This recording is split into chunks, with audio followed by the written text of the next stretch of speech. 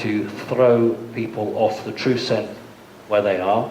There's another view which says some UFOs are human and some are made by aliens. View 3, all UFOs are alien.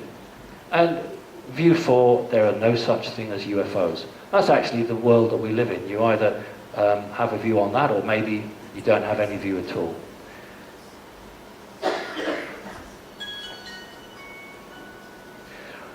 Often I'd say, what actually will happen to make the majority believe? This is a very stable world. Now, you'll say, well, it's not stable because there are wars. Actually, that is part of stability. That's been built into the human psyche. So we live in a very, very stable and predictable world, and people who are not enlightened are quite happy with that world. It doesn't matter whether we're talking about aliens or fluoride in your water or medicines. They don't want to know. This is the world, they're happy with it. So it's a very, very difficult environment for anybody to try and wake anyone up. I'll give you an example of the taxi driver. I did an interview in London and had a taxi ride, and the driver said to me, oh, I hear you're going to the TV studios to talk about aliens. I said, yeah, that's right. So he said, well, when I was in my 20s, I was really interested. But you know what, when the government never said anything and nobody ever came out, I just lost interest. And that is the point, that people go through a phase in their life where they're open, their minds are open, and they'll challenge and they'll ask questions. But because officialdom isn't supplying any sort of answers, and they've got the rent to pay, the mortgage to pay, it just goes out. The only way that the majority of people will believe is when a gentleman in a suit goes on the major news and says, ladies and gentlemen, I have an announcement to make. Aliens are real. We're really sorry we didn't tell you before, but you know what? We thought you would be scared and panic, but it's real. That's the only thing that will make people believe. If you sat a spaceship for 4 days above every major city in the world, at the end of those 4 days, people would just shake their heads and say, I must have had too much to drink. They are so conditioned, they wouldn't believe it. But they will believe somebody making an official announcement. Now, that's not going to happen easily, because the powers that be have no intention of making anything public. The only way they'll make it public is when they're dragged kicking and screaming to tell the truth. All right, let's make a list. Who can just shout out different sorts of aliens that you're aware of, either from the internet or personal experience? Greys? Good. One. Pleiadians. Sorry? Pleiadians. Okay. Nordics. The Nordics. Reptilians. Reptilians. Human beings. That's actually, we'll come back to that. Good point. You've done really well. But I noticed that most of the people in the front called out. Can somebody call out from the back? Name an alien race from the back. Thank you. 90% of them. Actually, Tony Blair was a member of the Illuminati, and is a member of the Illuminati, and is a Satanist. Right. What about human-bodied, about alien souls? This is your question. You asked me about humans, didn't you?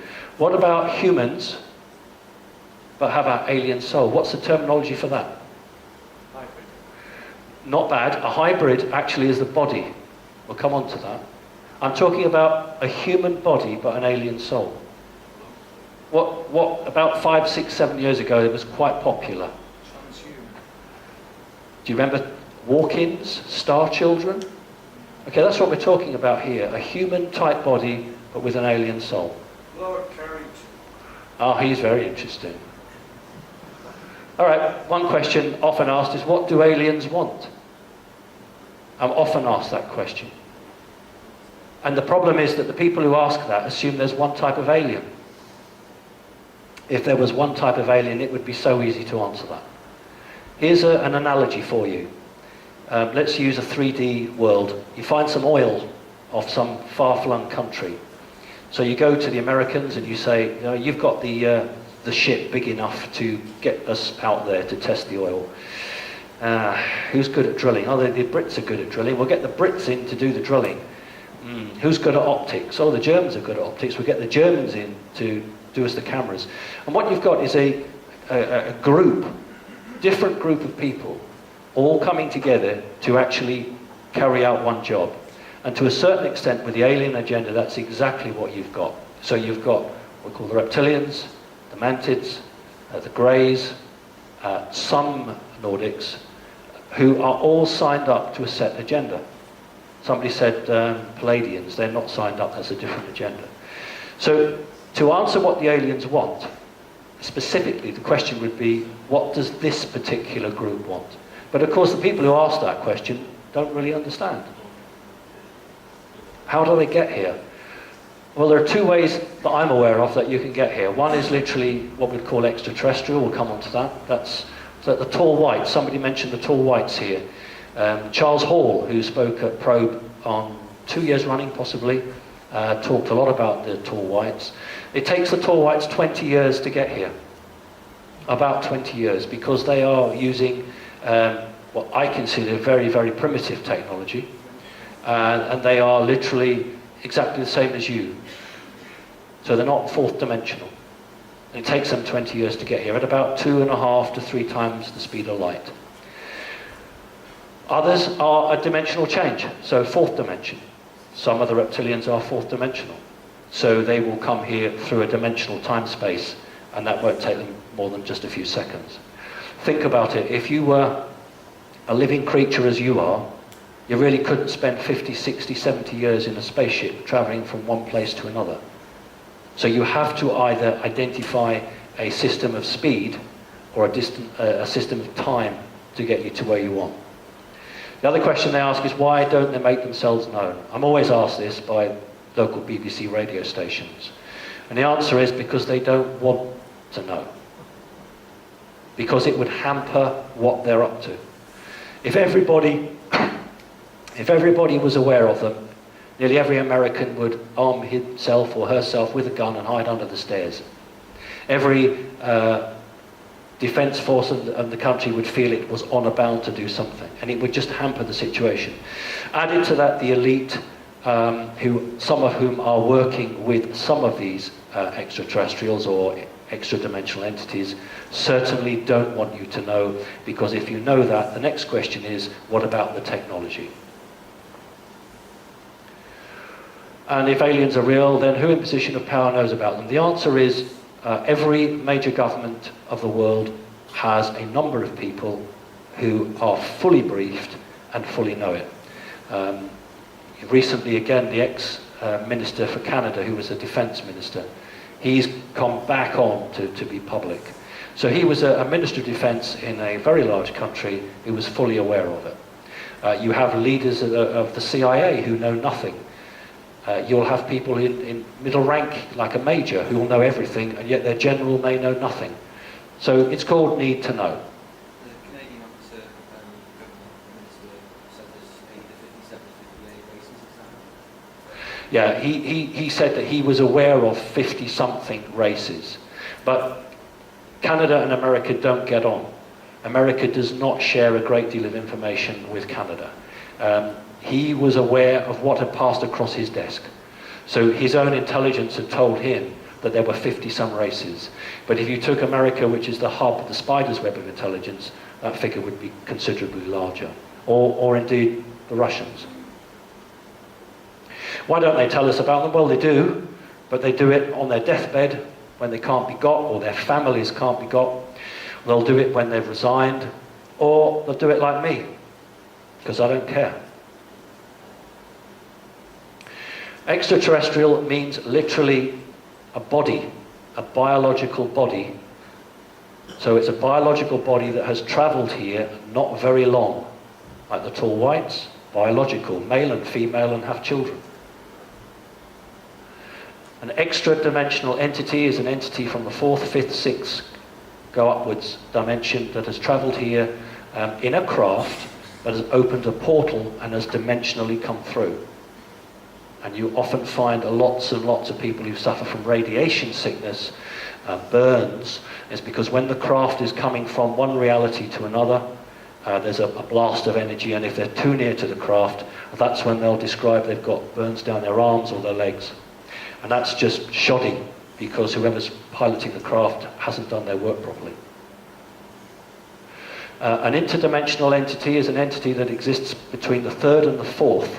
I prefer the word jinn, but if you go back to the Dead Sea Scrolls, they're known as velon. And these are beings that live literally between the two dimensions. And the Satanists, the Dark Illuminati, the Dark Magic Masters, are able to conjure these Denzians from the interdimensional space through to do their bidding. There's one gentleman here who knows his Bible very well. If you think back to the Old Testament, King Solomon had a jinn, and he called the jinn through with his iron ring, and the jinn helped him to build his palace. In the West, we don't seem to really take it seriously. We look at it on the same way as we would pixies and fairies. But in the East, it's very serious. Those who've read their Quran, not only does it talk about the jinn, it tells you how to get rid of them. What was the other word you used? Velon. And what was that? Velon. Velon. That appears in the Dead Sea Scrolls, and we're talking about the same beings. They have afflicted humanity for thousands of years. Okay, abduction. Abduction is the taking of a person when that person has not given permission. The trouble is, on occasion, the person has given permission in the past and has completely forgotten about it. But in most cases, the person has not given permission. That is an abduction. A contact is when Alex Collier might be your classic contactee. This is when you are collected, sat down, given a nice cup of tea, and they'll tell you everything you want to know and then send you back. It's a nice, happy way. I'm not, being silly. That's a big difference. Abduction usually ends up with you being experimented on, being harmed, and it being very unpleasant. I prefer to call myself an experiencer because I am neither abducted nor in contact. I have a very clear memory in 1971 of making what researchers call a soul agreement. To me, it was just the bargain. In 1971, I was offered a deal, and I said, yes, I'll have that. So, to me, it's not abduction, it's not contact, it's experience, because also an experience can be something that happens in your front room. And we'll talk about that. Two ways to take a person. One is literally their physical body. You walk them out, you float them up to go into a craft, and off you go. And the other way is an energetic take. Again, here in the West we don't really understand it, but in the East they do. Those who understand that you have a soul and your physical body is not really that important. You have an energetic overlay. That energetic overlay can be taken and your body doesn't die, providing it's not taken for too long. So you can either be taken energetically or you can be taken physically. Physical, energetic. Mind projection. Many people can't tell the difference. An alien arrives in your front room and you think, oh, I'm in the Bahamas. No, you're not. You're in the front room. The creature's gone into your mind and as projecting into it. Now it's easier, it's cheaper. It's less likely to be detected by the military. If a creature can come into your front room and give you an experience that you think you've been to Mars, but you haven't left anywhere. It's time efficient and it solves a lot of problems. The thing is that most people can't tell the difference between when they really are taken or when the creature is interacting. And the sad thing is that a lot of researchers don't value that. Oh, it didn't happen. You weren't physically taken. It's rubbish. The creature came into the room, entered your mind. That is important. Missing time. The best thing I do is give you an example of missing time. I think that's the best thing to do.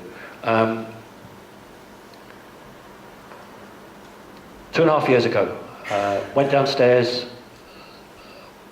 midnight, couldn't sleep, and as I walk into the kitchen, I have a microwave and a digital clock on it. And the digital clock said 0.0. And I thought, that's odd, where's the other zero gone? Now for those of you who understand this, then you'll know that immediately something's wrong, because generally when you're fully yourself, you question it. Oh, that's not right, I'll have to fix that in the morning.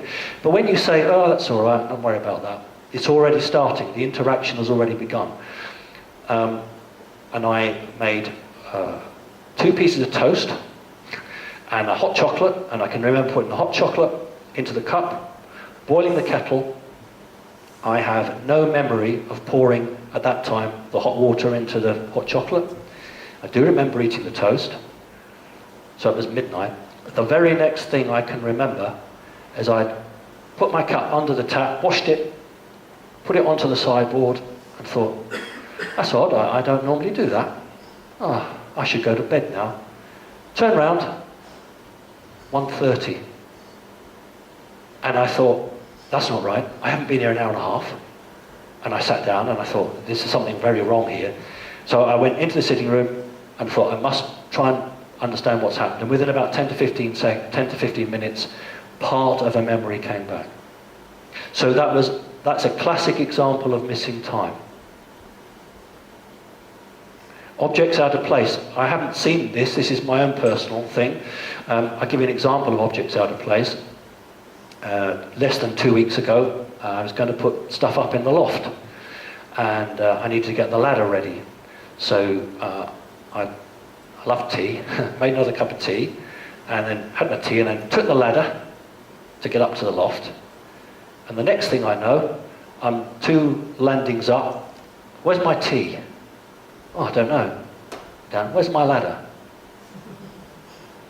Why was my ladder on a different landing? Why was my teacup somewhere else? But there was no missing time, but it was objects out of place. So sometimes it isn't the time that alerts you to something's happened, it's what you were doing is wrong. So you might find yourself in a different room. When an abductee or a contactee says, well, I was taken and I was dropped back in the garden, that's somebody trying to hold up the program. So that's not missing time as such. When people get put back in the wrong clothes or the wrong room from an abduction, that is because generally the greys are trying to sabotage the program. I'm just talking about when you have a straightforward interaction, and 1 minute you were holding a kitchen utensil, and then the next minute you've got, you know, the jack for the motor car, and you can't work it out. So there's a difference between missing time and objects. Okay, there are 3 questions that the press corps are forbidden to ask the President of the United States at the weekly White House briefing, unless specifically authorized. One's Cuba, but there's an asterisk there. You're not allowed, until recently, to ask the President any question about Cuba, unless the press corps have been told prior to that. You're not allowed to ask about the National Security Agency of America, and you are not allowed to ask about UFOs or aliens. If any member of the press corps asks any of those questions, that press organization is banned for 3 to 6 months from coming back to the White House. Just at the end of last year, there was a lot of kickoff regarding the eavesdropping of the NSA on world leaders, and Obama said he would have a 1-hour press conference on the NSA, which members of the press could come and ask questions. Do you know not one member of the press asked a single question about the NSA? They asked everything but. And that just shows you how controlled they are. Right, when I do interviews for the American media, they always want to know, what do I think about Dr. Stephen Greer? It's so predictable. When I do something for the British, instead of asking insightful questions, they always want to know, what do I think about David Icke? And the big question is, why you? You know, why are you? Are you special? And you're thinking, you know, you're so backward, you're so primitive, you are so unawake, you are asking these sort of questions of me. What a waste of time. If you've got 15 minutes to interview somebody, try and interview them and get something interesting. Don't do, you know, fuel your own wars. It's a prisonable offence in America to fraternize with an alien. Although, of course, aliens don't exist. Okay, somebody mentioned Palladian.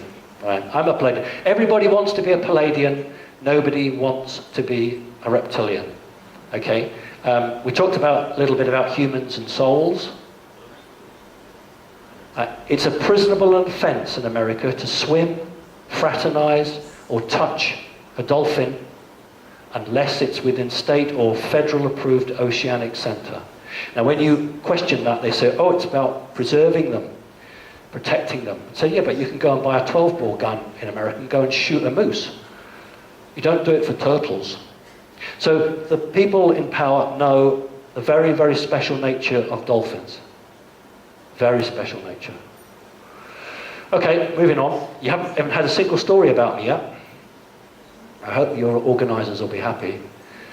Right, shush, everyone, listen to me. I have something important to tell you. A UFO has crashed in the school playground. We are waiting for the police to tell us it's safe to go outside and take a look.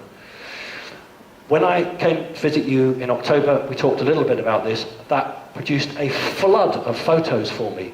Parents phoning me up, sending me emails, sending me pictures of school kids that they had surreptitiously taken throughout the land, and I'm going to share some of those with you. I used this picture, you may remember. Remember, UFOs don't exist, but the government pays schools to run dummy UFO crashes. And this is a school, and that's not an actor. They have a budget. They actually pay for police officers. They pay for the fire brigade and the ambulance to attend. This is why they need the money, because it's these people's time. So the police put a cordon around, and an actor, part of the companies who do these, dresses up in an NBC suit, nuclear biological suit, and pretends to look at the UFO crash. This is a school playground. And then he takes samples of the crashed UFO.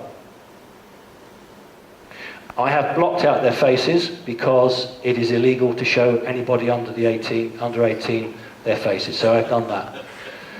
But I wanted to show you, this is exactly what's going on in schools throughout England.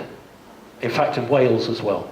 So here we are, there's genuine police officers, there's the cordon, the UFO crash is here, and the kids are all getting conditioned to understand and be ready for a UFO crash. Here's another one in another part of the country, a very tiny little thing there, but again the cordon.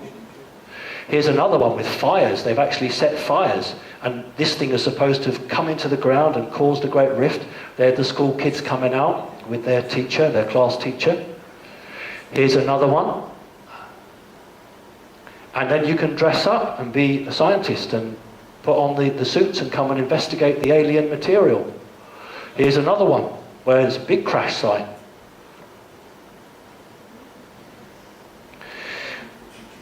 But we talked about why. If UFOs and aliens don't exist, why would the system try and educate children? And it must be they're getting them ready for a false flag alien invasion. Getting them ready. These kids are 5, 6, 7 and 8. By the time they're 15, 16, 17, they'll be expecting it. Oh yeah, we did that in school. And the difference is that if it's a real UFO crash, you won't be allowed within a mile of it. But if the tape goes round it, and you can all hold hands and come and have a look at this, that's not real. And that's what they're being got ready for. This is interesting. Somebody did a little hard work for me. This is a nursery school, and it's a rug. When I was at school, you had to sit on chairs, but now, thank goodness, it's easier. So 3, 4, 5-year-olds sit on the rug with their class teacher and do whatever they have to do. And this is a rug. And a person I know very well spotted this rug and said, there's an alien on that rug. Oh. And said to the teacher, oh, when you get rid of that rug, can I have it? No, you can't have it. So anyway, they went back the next day. Oh, that's not true. Went back the next week, and the rug was getting ready to be thrown out. And this person very, very carefully took some pictures with their camera, because they're not allowed to do that. You can see the earth and a series of children around the outside. If you look, I'm going to use a laser pointer. Here is a blue tub.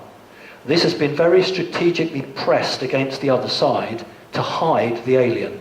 So my friend took a risk, lifted the edge, and took a picture for me, which is brilliant. That's its head. But if you look at the blue can, it's been used to push against it to hide it. So I was able to get the stock number for this. I phoned the company that made it and said, you know, I'd like one of those rugs. Because of who I am, that's not a problem. Fine. I said, but could you just send me a picture of it? He said, well, you don't need that, you've got the stock number. I said, yeah, I know, but I'll have the picture. Sent it to me and it wasn't the right one. They'd replaced the alien with an Eskimo. And I said, actually, I want the other one. And the woman said, oh, you mean the alien? I said, yeah. She said, oh, it's a limited edition. We're not doing them now, we haven't got them. But at least we've got the pictures. So again, if aliens don't exist, why are 3-, 4-, and 5-year-olds being taught about, wait for it, it's called inclusion. They actually say it's inclusion. But why would you include something that doesn't exist? So when you look at them at 3, 4, and 5 sitting on a rug, and then at a later age range looking at UFO crashes, you begin to see a discerning pattern here. Okay, often I'm asked, where is the proof? Well, the proof is out there. It really is out there. Now, I'm not going to make any apologies for showing you that, because that is one of the greatest proofs. Whether you think it's a psyops or not, the fact of the matter is that somebody has got UFOs. We all know, but maybe you don't know, that Colonel Du Bois was actually Ramey's adjutant. And if you look at his face, I like this one, because if you look at Colonel Du Bois's face, you couldn't have a more guilty face. You're all familiar with this, I'm not going to time. You are, I'm sure, familiar with the telegram? Hands up?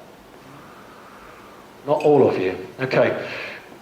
Roger Ramey got a telegram in his hand, and in 1947, who would have thought that the software would come around that could read what was on that telegram?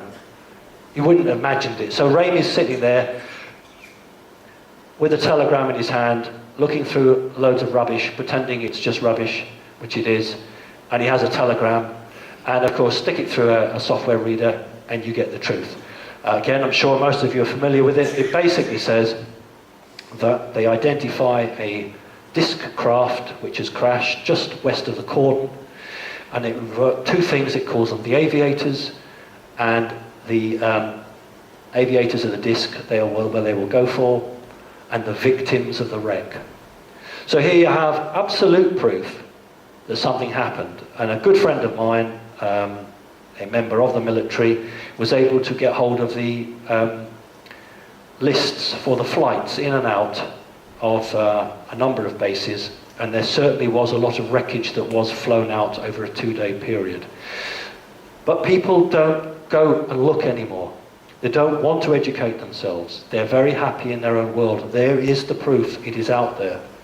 So if aliens are real, the authorities could never cover it up this long. That's another question. How could you hide it? He did what he did for 50 years, and the establishment knew what he was doing, and they covered it up. So if they could cover up him for 50 years, and goodness me, they could cover up the fact of something much, much bigger, although not to those people and the families concerned, but from a global perspective, aliens coming here. So yes, they have a very clever means of keeping lids on things. Very quickly, want to widen this out now. Who was Wallace? Who can tell me who Wallace was? Who was Wallace to do with Charles Darwin? That's just brilliant, isn't it? Right, Charles Darwin's father was a 32nd degree Mason. The evolution of the species was an Illuminati program, dog eat dog, only the strong survive. So Darwin came from an incredibly wealthy background, very powerful. His dad was a 32nd degree Mason. Wallace worked with Darwin. Wallace actually helped him to come up with the theory of the evolution of species, but the point was that Wallace said evolution of species works really well for everything except people. Can't work with people. It's impossible. It just doesn't work. But Darwin, of course, his father was a very powerful man. So Wallace, you haven't even heard of him. He's jointly co-authored those books and was pushed out because it didn't suit the agenda. So the evolution of species is all about how the fittest survive, which is a very reptilian trait, is a very Illuminati trait. I've altered this because it's not quite right, but then I worked at the Natural History Museum, so I would alter it. It's talking about the missing link. We all joke about the missing link, but very few of us actually understand what it means. It means that there's absolutely no fossil record to show real humans evolving from a more ape-like creature. But we're told that's what happened. So the arrow here is actually not right. It's about 200,000 years ago. At 200,000 years ago, there was a big change when modern humans evolved from less modern humans. And what this interesting one website was showing was how could you go from a very, very primitive humanoid form to a very advanced humanoid form when something should take many, many millions of years, not just the odd 3 or 4. On the left is a human, and on the right is a fossil called Lucy. It's about 2 to 3 million years old. In order to sell the idea that apes are humans and that we can trace humanity back in this form, I'll show you what they do. Can I move here? Shoulder blade. You know that monkeys have really long arms that go right past their knee. So what these people do is they artificially lift these bones up too high so that the fingers come up above the knee, and they'll pass it off as a human. That's human, that's where your shoulders should be. They artificially lift them up because they haven't got human fossils, really, at the number they say they have. And they say, well, this is a cross between a human and an ape, and it shows how it's evolving. But when you actually look at it from an anatomical point of view, there's no way it's human. But they have to pad out the lie. 1.8 million years and about 1.8 million years. That's the best rendition of the faces of creatures that lived on this planet. That's the best you're going to get at the moment. How did it go from that, 1.8 million, 1.8 million, to that? Now, this gentleman, if you put him in a suit and a trilby hat, popped him down to the local supermarket, he'd probably get away with it. The other two wouldn't. Yet within a few 100,000 years, impossible from an evolutionary point of view, this came about.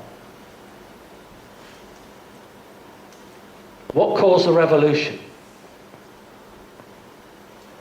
That's what we call a pebble tool. That's what we call a hand axe. If you're interested, I brought some for you. These are genuine. This is made about 1.7 million years ago. It's from Africa. And this is made 1.6 million years ago. How did it go from that to that in 100,000 years? It's not technically possible. But it is possible if someone is mucking around with your genetic material and changing and altering you. That's how it's possible. Okay, here we go. My turn. The shadow beings, sometimes called the shadow people. Anybody seen what we would call shadow beings? Who's going to be brave and put their hands up? All right. Maybe you've seen them and you don't want to put your hands up. I fully understand that. They're not very pleasant creatures. On the Wiki Encyclopedia, I'm sorry it's not so good. When I did this, I had no intention of doing a talk about it. I just printed this for my own sake. On the right-hand side is a guy, and on the left is somebody's rendition of what they thought they saw. Here's a better one. On the left is called the Hat Man, on the right is the hooded figure. These are shadow people. Now I'm going to show you the drawing that I did about 4 years ago when I was a child. Take a very close look at that. When I was 5, 6 years old, I just called him the Smoke Man. It wasn't a shadow being, it was a smoke man. He was a smoke man because he appeared to have the smoke come off him. That's me. On the left-hand side is a little boy. And I was taught when I saw it, I would signal, so arms out. It's not very good, it can't put its arms out, it puts them at an angle. That means I'm alone, you can come in. Comes through the window, stands in front of me, raises its arm up, I raise my arm up. What this doesn't show is then an energetic charge runs across from one of its hands to the other. It then throws that energetic charge to me, and what that means is a DNA lock. It means that nobody else can interact with me because he has that DNA code. So if anybody else tries to hack in or to interrupt, that lock is a DNA code, so it can't actually get in. No one else can get in without that. It's a very, very clever device. The creature has like lumps on its head and just eyes. I have no memory of a nose or a mouth at all. Not substantial, but energetic, and black, very dark. The reason it's black and dark, I was chatting to a good friend of mine, we were talking about this, is that when you come from the fourth dimension and you don't quite come into the third, it's a bit like a black hole, light. So light doesn't detect this, so that's why it shows really black, because it's not quite come through to the third dimension. Okay, so that's a shadow being. Many people have very difficult times with these beings. They can torment and really hurt people. Here we go, the jinn and the valon. Here's something taken from the East, and it's a religious man on his prayer mat, and that is their representation of a jinn. And here is the jinn is trying to tempt the religious man. Okay. I want to talk about a year ago. I went down to the beach. I have a beach hut, and I remember with my wife, we were both standing there, and she said, "Oh, those birds, look at those birds." This is about 7:30 at night. And looking on the railings, looking down at the sea, where the sea was coming on the rocks, and from the corner of my eye, I would see what looked like a bat. And then nothing here. And then this side. So it's not a bat, because you know the human eye has cones in the center of the eye and rods at the edge. The rods detect black and white, the cones detect color. So what you will see in the peripheral vision is something, but when you look at it, because it's natural, isn't it? You look at it, it's gone, because you've got to try and follow it from the side. So those were jinn. I come from if you remember my first talk with you, I come from what we would call a non-satanic, Illuminati, magical family, and jinn will be around me all the time. During Skype sessions, people will say, "What is that going across your room?" So it's all right, it's jinn, don't worry about it. Drawing, somebody who now works for one of the Rothschilds in Eastern Europe, very kindly did me a jinn that she sees regularly, that's around her, and it needs to be black. Couldn't get colour in, but you can imagine that sort of a very dark grey. That big, that's when it's in its energetic stage. And we're not doing the Illuminati talk, but if you think about Peter Pan and Tinkerbell, if you've read any of that, Tinkerbell is a jinn. All right, 1971, very quickly, this is on YouTube, so I'm not going to go over it too much. 1971, I was 11 3/4 years of age, and I had my 2-day experience with a UFO. There it is, it's a teardrop, silver, no windows, no sound, and I can remember the sunlight reflecting off the beautiful silver of this surface. And it was the most beautiful thing I'd ever seen, absolutely beautiful. And I wasn't on my own, there were 5 kids with me. And this is the deal. Again, I'm not going to belabor the point because it's on YouTube and I'm sure you've all seen it. And he says to me, "Would you like to be like us, to have knowledge and understanding, to know the past, I beg your pardon, to see the future and know the past, to have power and I'm so fascinated about knowing the past and the future that I shout out, I should use my mind, but I didn't because I was so excited. So instead of using my mind, I use my voice to say yes. And he immediately says, "Then come with me." And his hand drops off my shoulder, takes my hand and leads me away. That's what researchers call a soul agreement. And I'm privileged to be allowed to remember that soul agreement. It's very important because you can use your soul agreement to escape them if you wish. That's why so many abductees do not remember their soul agreement. Because if they remembered their soul agreement and they've been tortured and hurt, of course they would want out. So to me it was the bargain. I was 12, that was my bargain, fine. And that is what researchers refer to as a mantid. To me it was mum. Mum. When I was perhaps 2.5, 3 years old, I referred to it as mother. And I was very, very confused because how did I have 2 mothers? I had this one which said, "I'm your mother," and I had my human mother. And so biological mother said to me, the very, very first word I said was daddy. And for 6 months I called my biological mother daddy. And of course she wasn't my mother because that was my mother. And I realised as you get older you can't do that because it causes aggravation and upset. So I learned to play the human game. This is a mothership, for want of a better word. I use that word because that's what humans would call it. This is a mantid craft which is looking into human timelines. When you are born and when you die, you have a timeline. You exist. Let's just talk about this one reality. You have one timeline. If you want to be contacted or abducted, then it isn't just chance. This is project management on the nth degree. So they will come for you at 2 seconds past 2 o'clock. And they will spend 30 seconds with you, or 50 seconds, and it has to be all project managed out. The guys on the front here, they're actually flying the craft. There are no poles holding the seats up. They are meant to be floating in the air. That's exactly what they're doing. These are viewing screens, and they are square. It's about one of the few square or oblong things you'll find on an alien craft. Most things are round or curved, but their viewing screens tend to be oblong or square. So they're flying it. These ones here are coordinating the information which is coming from the lower deck. We'll have a look at the lower deck in a moment. What I've tried to do is to draw the craft to show you how the power, the whole ship acts as a lifting body. It doesn't work like an aeroplane. The whole craft, some people refer to it as alive. That's not quite accurate, but it has to be this shape to conduct the energy around the hull of the craft. This is the commander of the craft, and I've done this incorrectly. He should have his right hand on this creature's other shoulder. You see, I've put it on this shoulder here. That's not correct. It should be on that shoulder. Why does that matter? Because mantids are chipped. They have a chip on their left shoulder so they can interact with humans.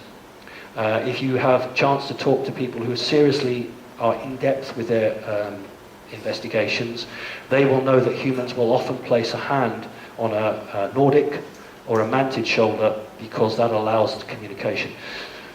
Right, let's carry on.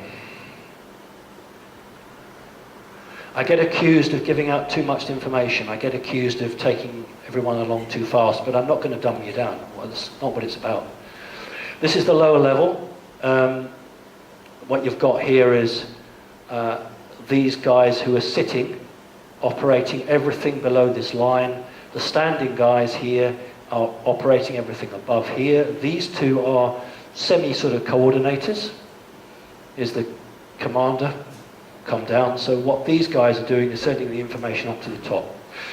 So the twofold operation would be to identify where you're going to go to abduct people or contact people, and also to eavesdrop on every human communication available. And also enemy aliens. Because if you're interested in a certain human, you bet you someone else is as well, whether it's the NSA or the CIA, and you want to get there first. So when I say it's a game, I don't mean to belittle it, but it is very much like a game of chess. Okay, yes, I go on the operating table. I've given permission for that. It has to be done. I'm not dead. I've been told that as long as stuff goes on, they're going to keep my body healthy. This is an interesting tool. It's a handheld tool, and I haven't been told, but I guess that's DNA.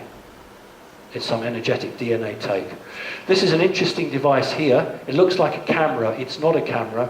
It's something that comes down on a cord or a rope or something from a standing pole. Mantids often use equipment that's either handheld or is fixed in the ceiling. And I've got a very interesting drawing from somebody else to show you. That's me on the left, having DNA extracted. And this is a doctor mantid holding up a jar with a baby in, I presume saying, we've made this from your DNA. It's fine. That's the deal. This is from the collection of David Chase. This is somebody else who's come in, and then David Chase has done some drawings. And it really accounts well with my own experiences, because here the tool is fixed in the ceiling and is coming down. Mantids are three, it's called mantid, it's three. This is a doctor mantid, and if you ever get taken ill, that's what you want. You don't want a grey poking you about, you want a mantid. So the doctor mantids are the lowest rung. The next rung of command are the computer operators or the pilots of the craft. Then you go into the officer class. These are the ones that wear the purple robes, and they take the term master. Now the next rank up is called the universal master. I know we don't live in a universe, we live in a multiverse, but each multiverse has its own verse, so each verse has its own master.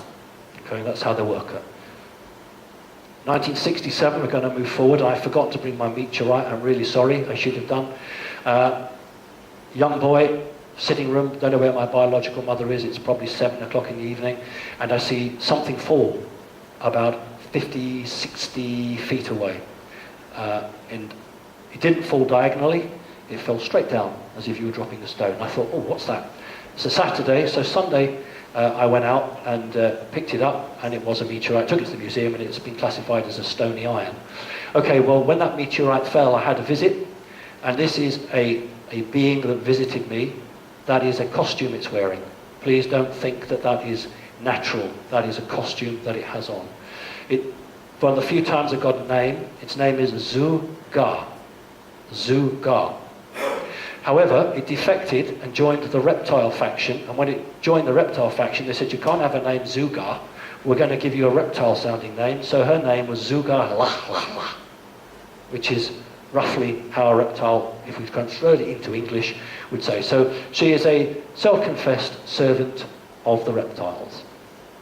And this creature came into the front room and sat me, or stood me up onto the coffee table. I had a coffee table, mother had a coffee table about that high, and said, look at the ceiling. I looked at the ceiling, and it just went black, and all the stars appeared. Now, she was going into my mind. This is what's known as mind projection. And she was saying, well, this is where we come from, and started pointing out the stars to me. And then we did something else which was very interesting. We just give her a little shake, because she's a very sexy creature. And I thought I'd been taken to a museum. Now, you wouldn't get the sign, would you, in real life saying museum closed? Just wouldn't happen. But it's setting the picture for a young boy to know, oh, you're in a museum. And we have here a T-Rex, and then she lifts me up. Now, I reckon I'm on the coffee table still. She just picks me up by the waist and just lifts me up.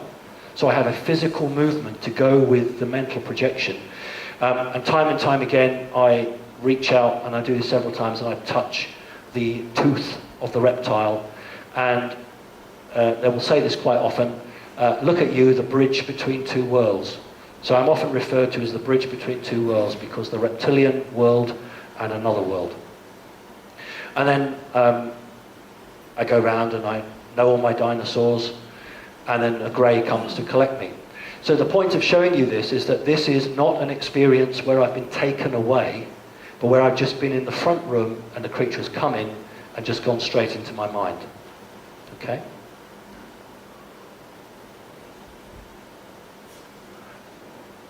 I couldn't resist putting this in. That's my white cat, Snøstrana. He's a Norwegian forest cat.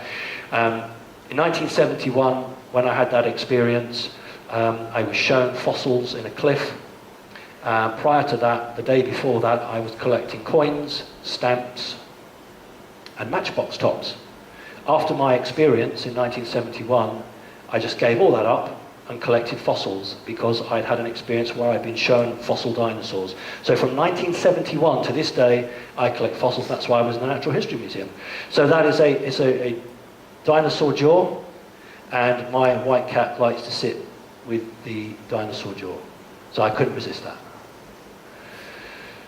You may remember this. This is a genuine badge worn by Black Ops military. It was given to me because it's a white snake with red eyes. And for those of you who haven't seen the YouTube videos, we'll come back to him.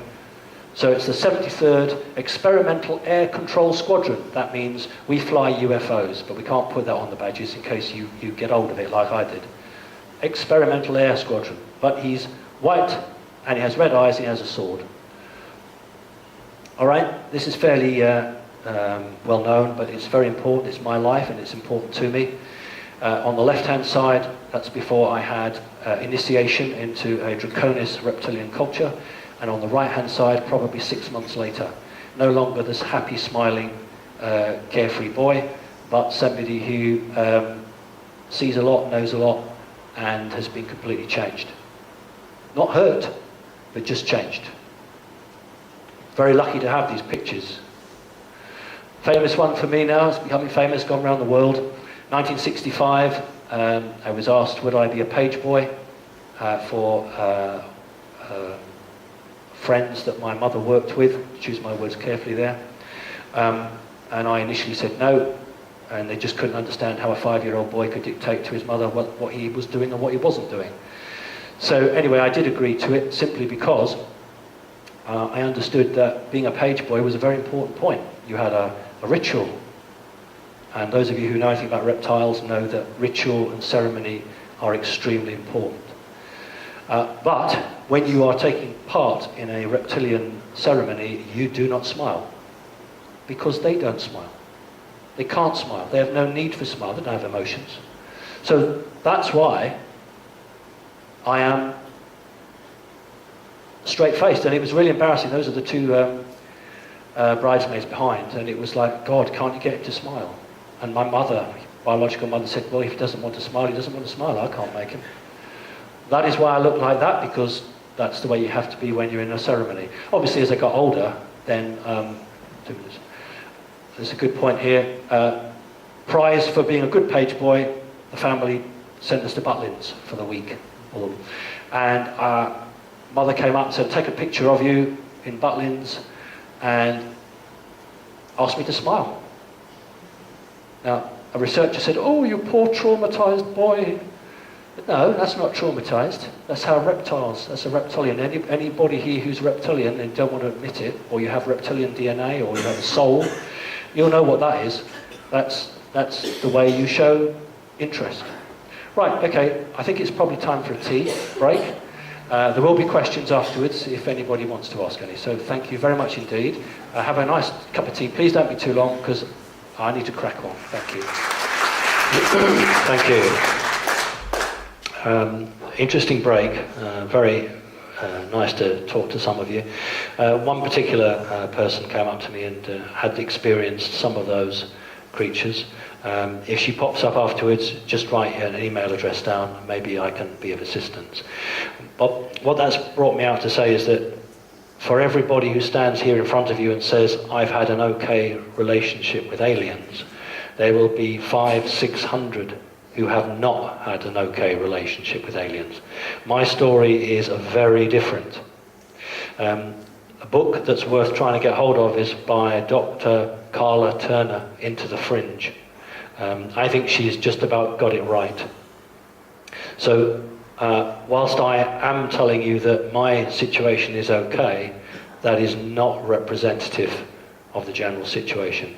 It's one thing to stand here and tell you how good it is. It's a totally different kettle of fish to say how bad it is. So people will find it very hard to stand in front of an audience and tell you how they've been abused. So it becomes skewed. You get stories of people who have okay times, and it begins to skew your perception. The perception is that most beings from the fourth dimension are negative to humanity. Okay. We need to speed up. I introduced you to the being I call Mum. Let me introduce you to the being I call Dad. Why do I call them that? Because that's what they wanted me to call them. You remember the badge or emblem I showed you of the white snake and the red eyes, which were given to me by a member of the American Special Forces? I've brought it tonight if anybody wants to have a look at that original badge. And this is a Draconis reptilian. Now, I'm only aware of 3 types of reptilian. There are several, but I'm aware of 3 sorts. This is the royal line, Draconis. Those spines on its back are actually residual wings. It can't fly with them.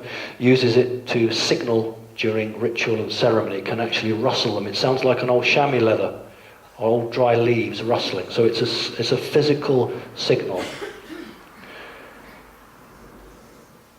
So that's the creature I refer to as Dad.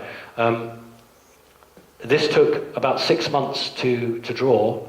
A very helpful guy in America, an artist, reconstruction artist, would send me a drawing, an email. I would say, no, you've got the hands wrong, send it back.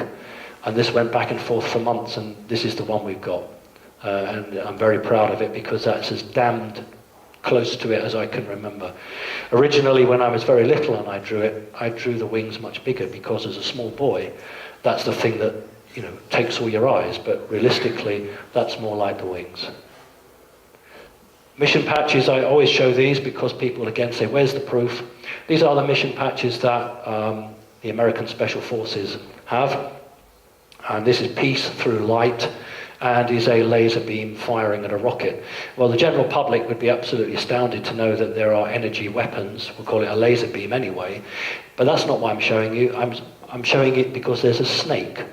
Of all the animals or the images they could show you, they've used a snake. And on the left-hand side, we have a grey and a B-2 stealth bomber. The symbol in the center is a technical symbol meaning the closest you can get to being radar invisible. And it's the 509 Squadron. And the 509 Squadron was the squadron that airlifted all the bits and pieces from Roswell out. So they have an official badge with an alien grey for the same squadron in 1947 that airlifted all the refuse and the dead bodies out. And yet, of course, people say there's no proof. In Latin, it says tastes like chicken. And I don't know whether it means that the aliens taste like chicken or the humans taste like chicken. And that's why, ladies and gentlemen, they even put a knife and a fork either side of it. Okay, this one is a dragon coming out of the clouds, firing lightning bolts. And Latin translated says, get out unless you're initiated.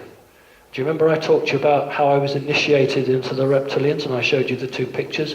That's the word initiated. It's very interesting. Here's another one. What we have here is 1, 2, 3, 4, 5 stars, Area 51. So they can't say Area 51, but they'll show the 5 stars and another one. So that's always a sign within the forces of Area 51. You have the Earth. It's not so clear here. There's a snake here and a dragon. And in Latin, incredibly, incredibly ominous, says, all your underground bases belong to us. That's what it says. All your underground bases belong to us. I don't see a human on there at all, actually. Here's one. Never before, never again. That's the translation. And we've got 1, 2, 3, 4, 5 stars on the left-hand side. More ominously, we've got 3 snakes guarding the earth. I'm going to use the word guarding the earth. So it's snake after snake after snake on black ops projects. We'll come back to this one, Knights Templar. This is the NRO, National Reconnaissance Office. That's the secret department in America that uses all the spy satellites. And they have a Knights Templar defenders of the domain. It's very interesting because Greys, when debriefed in Area 51, refer to the land as the domain. But unfortunately, that's not an alien necessarily. We'll come back to that. The grid is very interesting. Has anybody researched the alien Hat Man? The alien Hat Man. Okay. This is a guy who worked for the NSA, National Security Agency, and his job was to pass exotic material to contractors in the private sector to do with what they wanted. He actually worked for Boeing and a huge number of organizations. He's very, very anti-alien. And he has come up, this is not a joke, this man is not a fool, he is your business. He's come up with a velostatic hat, which he's made himself. He doesn't ask any money for it. The people who are being abducted and want an end to abductions, he makes this hat, which they then wear. There are children in Britain who have special dispensation from their schools who wear his hats. And they have to be worn 24/7. And we'll talk about how they work. But this man phoned me at home from America and said, I hear you're a driving instructor. I said, yeah. He said, do you know about the woman driving instructor in Britain who's giving driving lessons to alien hybrids? I genuinely didn't know about that. No, I don't know about that. And he said, well, what's happening is 2 o'clock in the morning, they're waking this woman up, she goes out, she gives these hybrids a driving lesson and comes back because, as I'm sure you'll know, they are trying to integrate hybrids into the human society. Well, I didn't know about that. And that was all news to me. We had several conversations. I think it's about 5 or 6 hours difference between us. And then I made the mistake of saying to him, you're still in the military, aren't you? And at which point he never phoned me back again. So I got to assume the guy is still active in the National Security Agency, but that's fine. And here he is. His name is Michael Meakin, and you can find him on the internet. And if you genuinely have abductions by greys, then he might help you. Only greys. We'll talk about why that is. There's the man making the alien hat. There's a guy who wears the hat. And there's a girl who goes to school, and she's over 18 now, that's where I can use a picture. And she has a normal cloth cap over her special hat. I want to talk about it because it was very interesting. He phoned me up and said, oh, you're a driving instructor, and you know about this woman. About 3 months after that, I had a friend of mine saying, oh, there's somebody looking for some driving lessons. Would you be interested? Yeah, of course. It's a business. Of course I'm interested. Got this person's address. Lived in a village about 7 miles out of Whitby. Arrived. The woman's actually outside. Fine. In she gets. And as soon as this woman gets in, I'm looking at her and thinking, well, you're not human. Absolutely not human. Because you think of your archetypal hybrid head.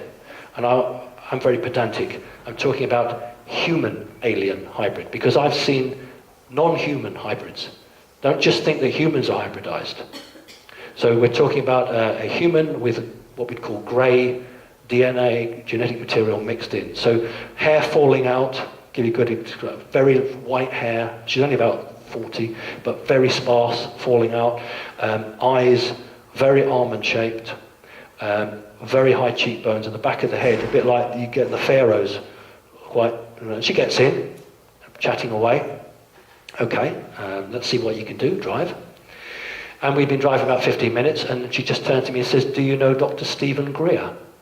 To which I say, well, no, I don't, but I know of him. So she wants this conversation about oil and free energy, this, that, and the other, and I'm trying to teach her to get out of second gear because she's making my clutch go.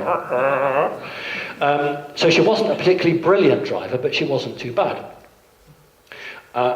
But the point I'm making is this bit as a classic example of where the difficulty to interact these people. I'm going to call them people because they are people. She says to me, can you drop me at the co-op? I'll do some shopping. Fine. Okay? Got her to park up nicely. This is the point that a pupil would normally pay me. Back then, I only charged £15 an hour because I'm not greedy. I actually just want to make a living. £15 an hour is really good. Didn't pay me. Okay, right, fine. She gets out. You can do that in a black cab in London and, you know, to go berserk. So I got out, chatted to her. £15. Now, you all know what £15 is, don't you? It's a £10 note and a £5 note. Or a £20 note and you want some change. And she holds me a £5 note out. Smiling. A really big smile. Now, I understand these people, so I just said, thank you very much indeed. Took the £5 note. Because they have no concept of money.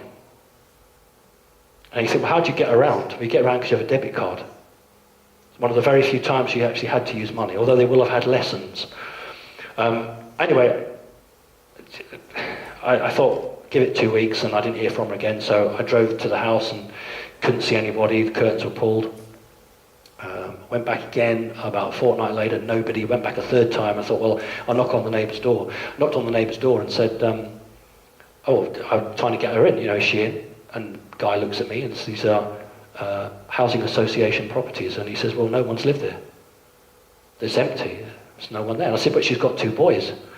looked at me as if I'm mad. So I phoned up Yorkshire Coast Homes, which is the housing provider, and they said to me, it's been vacant for 6 months. Don't know what you're talking about. So I don't understand why I only had one lesson. Why did I only have one driving lesson with her? She needed more.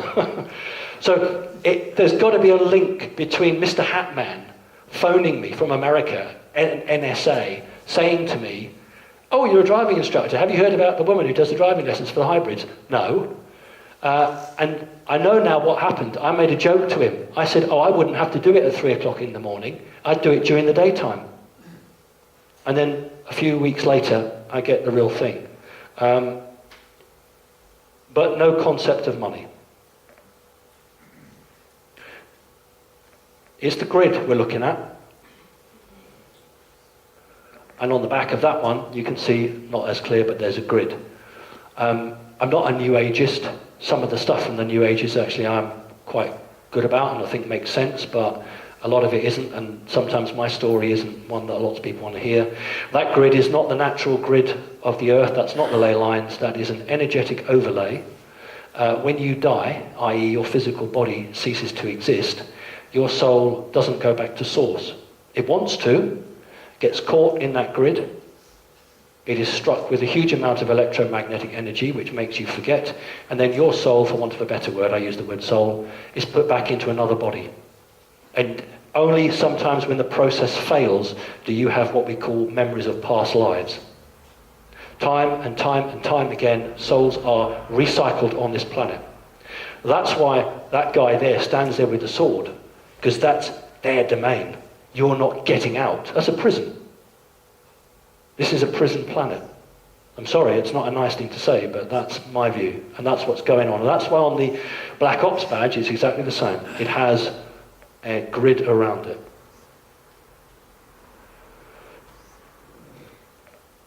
I was with somebody, and I was taken, we were both taken, physically taken, while driving a motor car. I couldn't tell you how they did that. I have no clue.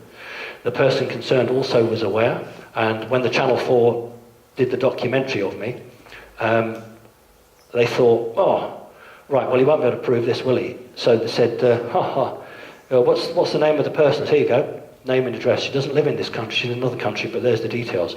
They absolutely went white. They never followed it up. There was another person who would have corroborated my story, but did they want it? No, they didn't. And this was a take from the motor car, classic missing time. And the interesting thing was that we remember leaving a supermarket in a place called Scarborough, which you may know, and then literally the next thing we remember was a big lorry coming towards us, flashing its headlights. And I remember turning to my friend and saying, oh, there must be an accident up ahead. He's flashing to warn me. Or he thinks I'm on full beam. So I'll just flash him back to show him that I'm not on full beam and that it's okay. There was no accident. Long story, won't go into it, but that was actually taken from a motor car. And the technology that must be available to them is just staggering, even for me, how that was done. On New Horizons website, you quite legitimately lifted this picture. Interestingly enough, this picture was sent to me because I had posted this picture on the right in one of my talks. And a researcher from America suddenly realized that, hey, we've got people in America drawing things similar. So he showed me that. And it's nice when people thousands of miles away can corroborate your story or say, do you know what, I've seen something like that.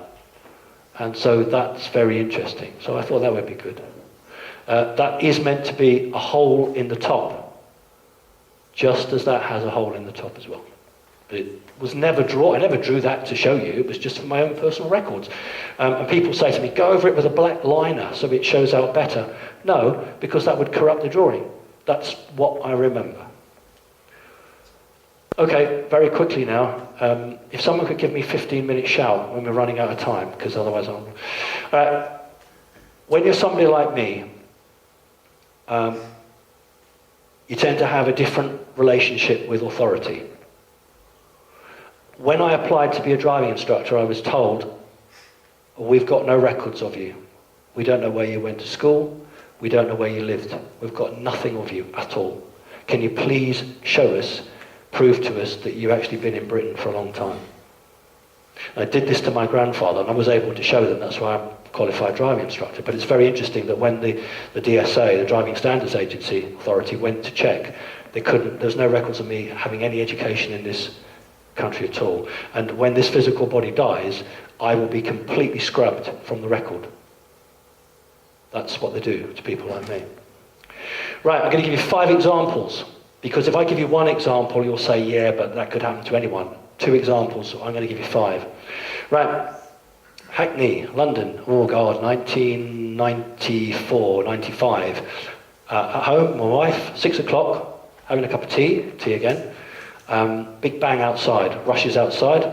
My car's parked outside the house, a BMW. The Americans call it T-boning, crashed straight into it. I rushed out, the guy jumped in the car and drove off. That's not unusual in Hackney. I got what we call the index, what people would call the number plate. Phoned the police, 999, explained what happened. Right. Phone goes. Oh, hello, sir. Is that Mr. Parks? Yep. Oh, New Scotland Yard here, sir. We've put roadblocks on every road out of London. And we've got him. We're bringing him back to the house. Will you be in? Take us about 20 minutes. Yeah, I'll be in. The policemen I always see are about 7 foot tall. I have no idea why. I'm not joking with you. 6'8", 6'9", 6'10". 2 huge policemen who don't fit in the bloody roof of the house, almost. Bring the guy in. Is this him? Yes, that's him. Right. He doesn't have a driving licence. What's happened is he's stopped the car, gone in to get some fags. Because he can't drive, he hasn't put the handbrake on. The car's rolled down, smashed into your car. But the father has lent him the car keys, full well knowing he doesn't drive. Are you going to be in tonight, sir? Yeah. Don't go to bed early. Stay up late. Why? Well, just stay up late, sir. Okay, fine. 20 past midnight, 2 policemen, one the same, one different, walks with the dad. And he says, well, they took me to the cash point. They made me take out 200 quid at 1 minute to midnight. 200 quid afterwards, there's 400 quid to pay for the damage. So he gives me £400 and the policeman arrests him and says, right, we're arresting you now. So that's car damage in London. I pay my taxes, and that's the sort of service I would expect everyone to get. We'll get some more now. Knife man, Hackney, outside, 3 o'clock in the morning. Man with a knife that big trying to get into the house. It's Hackney, it happens all the time. Phone the police, 999. Man out there with a knife, right. He wanders off, and police car pulls up, copper runs right out, bangs on the door. Are you all right? Are you all right? Yeah. He said, I'm really sorry. It's taken us 4 minutes to get to you. We like to get to you in 2 to 3 minutes. Where did he go? Well, he went, right, off he goes. And literally, I just watched the police car out of the left-hand window, whacks on the brake. There's a woman and a man, coppers, run out. Oh, they spotted him. And it seemed weird, because as soon as that, there was a police helicopter, sirens from everywhere. Telephone goes, is that Mr. Parks? Scotland Yard here, sir. I beg your pardon, New Scotland Yard here, sir. We've got him. We'd like to describe him. And they described him, combat jacket, army, wearing army clothes, because he was a soldier. Is that him? Yeah, I said, that sounds like him. Right, unfortunately, he doesn't have a knife on him, so we can't arrest him. What we're going to do is put him in the van, drive him 5 miles up the road, and put him out the back of the van. You'll never know you called us. Okay. Census job. 92, 91, I did a bit of extra money, I did the census. And in London, that's a pretty rough job to do. And there was one housing estate where they were very unhappy. So I thought, I'm not having that, because if I don't get the census done, you know, I was young then. Sod the census now, but I wanted to do it. And I thought, that's not fair, because, you know, I want to call on these people's houses. So I went to the police station, Ladywell police station in Lewisham, and I said, you know, I'm trying to do the census, and these people are being very unhelpful. So the sergeant sort of said, what are you wasting my time for? You know, we've got better things to do than that. What's your name? Took the name, took my details. It's always the same case. They go and check, I don't know, it's some national insurance number or what have you. Came straight out, said, hang on a minute, sir, 5 constables and him, the sergeant, get in the van, we'll do it now.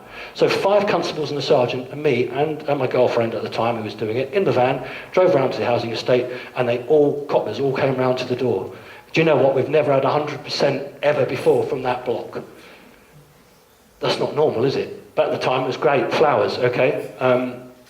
I devote a lot of my free time to, I don't like the word, it's the real word though, to deprogramming people who have been traumatized by Illuminati, dark magicians, who have fractured personalities, and I don't charge. All they have to do is either get themselves to me, if they can't afford to fly to me from all over the world, and then I'll Skype. It takes a much longer time to do it by Skype.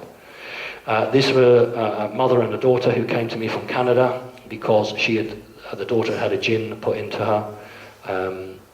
And they had literally just been in my front room for about 20 minutes and the doorbell goes. Okay, open the door. There's a boy about 14 years of age, and again a policeman about 6'10" behind him, and the boy is standing there with about 3 wilty flowers in his hands. So I look at the boy, and I look at the policeman, and the policeman says, "This boy's got something to tell you, sir." So I said, "Yes." And the boy said, "I took these flowers from your garden." And the policeman said, "I was on patrol, I saw the boy take the flowers, I spun the car round, I've grabbed him, and I've brought him up to you." So I said, "It's a very naughty thing to do. Do you want to keep the flowers?" "Yes, please. You can keep the flowers. And I tell you what, there's a couple nice ones there. Why don't you pick them and take them as well?" And the policeman wasn't going. So I said, "Would you like to come in?" "Yes, please." Came in, and the 2 people who come from Canada, both standing there. The sergeant comes in, looks at them, and says to me, "Well, I'll be on my way now." And the 2 people said to me, "Do you know what? And he just couldn't wait to see us, could he?" Salesman, guy going from door to door, trying to sell scrap metal. I didn't like the look of him, not because I don't like people who sell scrap metal, but he had a whiff of the CIA about him. And so I didn't phone 999 because it's not an emergency, is it? One wouldn't want to waste public money. So I phoned the non-emergency number. 4 to 5 minutes later, sergeant and a constable at the door. "You all right, sir?" "Yes, I'm fine. It's just this man. We'll have details of him." Attempted break-in about 7 or 8 years ago in Whitby. Smashed the window at the front. Phoned the police. Shock horror. They were 5 minutes to get to me. And the very first thing the copper said to me was, "I don't want you to think we've only just arrived. We've had 3 cars sent, and the only reason I've come to your door now is because we just tell you we can't find them." So he said, "Have a look through the bits of glass.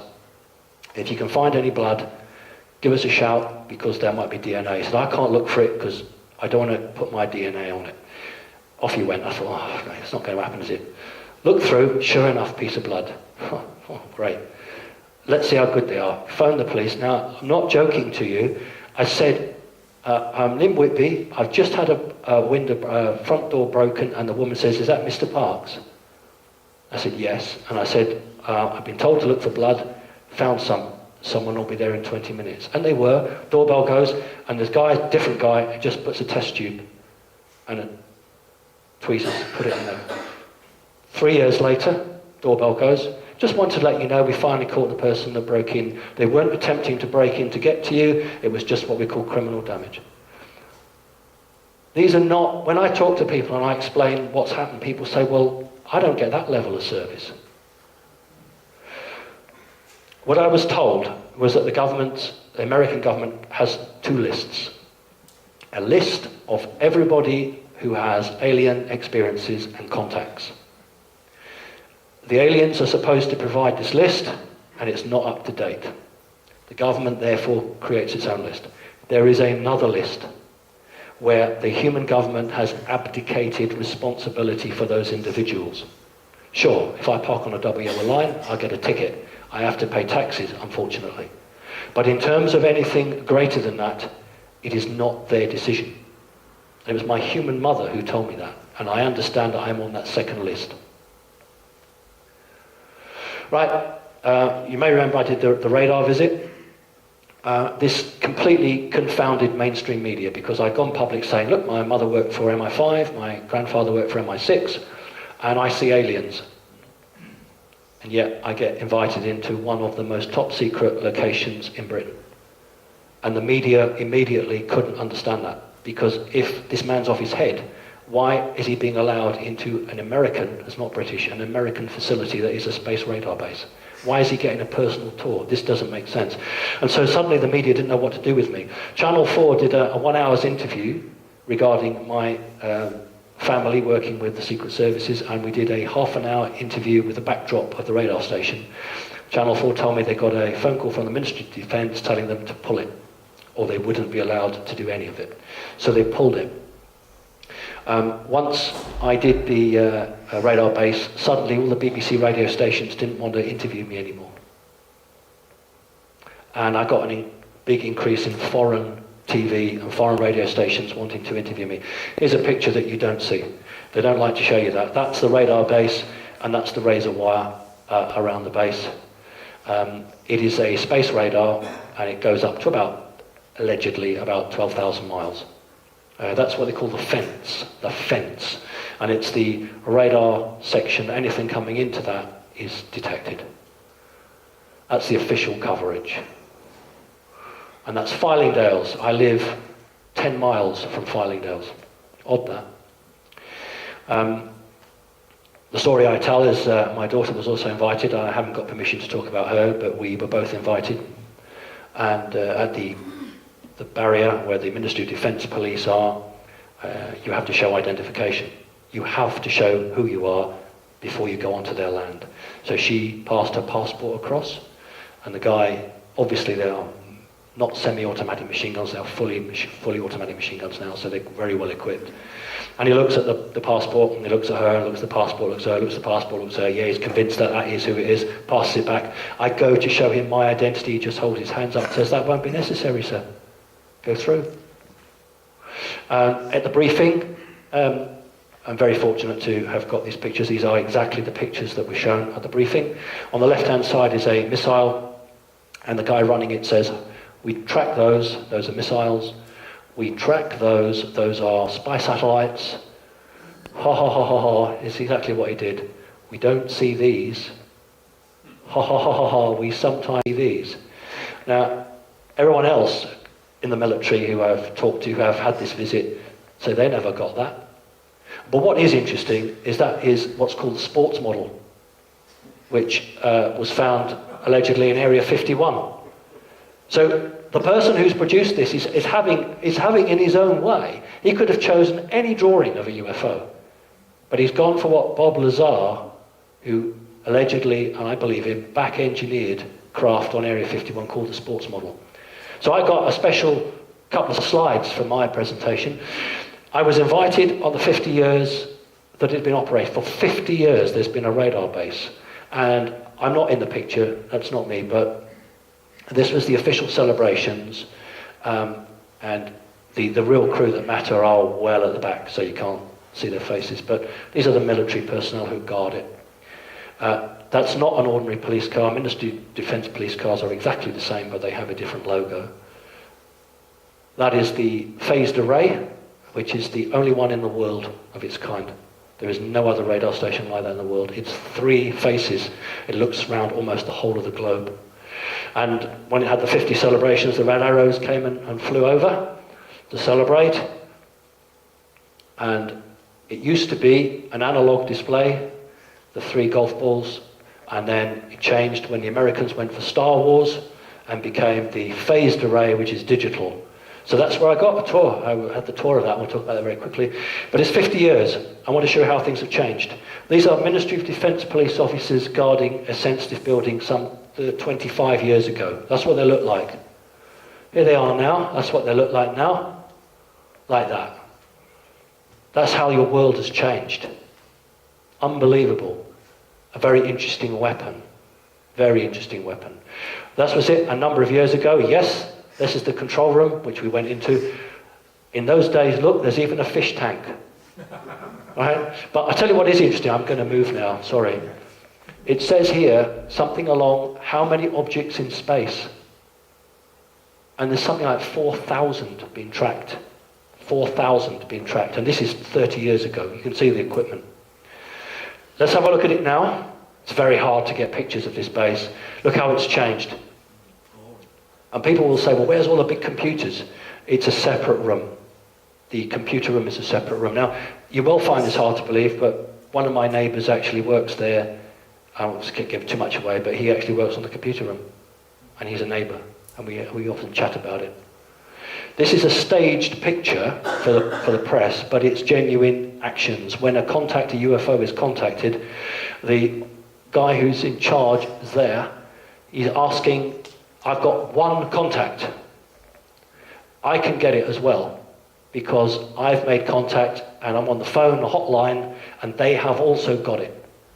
I am coordinating these two and I can confirm we have a contact. Okay, that's how they work out. What you don't see in any of these pictures is the secret part. I'm going to tell you where it is. Here is where the Americans are.